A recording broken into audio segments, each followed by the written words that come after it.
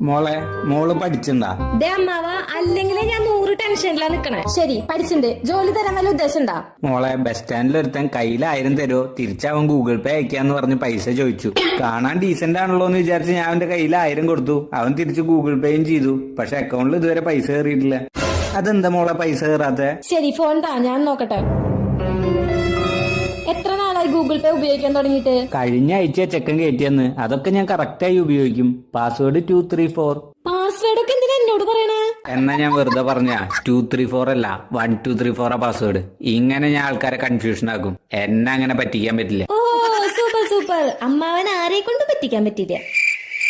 അല്ല, അതൊക്കെ ശരി. പൈസ എപ്പോ വരും? അമ്മാവന്റെ 2 റൗണ്ട് ഓടിയിട്ട് വാ. അപ്പൊ പൈസ കയറുവോ? മൊട്ട കയറും. എന്താ മോളെ ഇങ്ങനെയൊക്കെ പറയണേ? അവൻ ഗൂഗിൾ പേയിൽ പൈസ ഒന്നും അയച്ചിട്ടില്ല. 1000 രൂപ എന്ന് പറഞ്ഞിട്ട് ഗൂഗിൾ പേയിൽ മെസ്സേജ് അയച്ചേക്കണേ. അതുപോലും അറിയാത്ത പൊട്ടനാണ് അമ്മാവൻ. അയ്യോ, അവൻ പറ്റിച്ച മോളെ. എന്തെങ്കിലും വഴി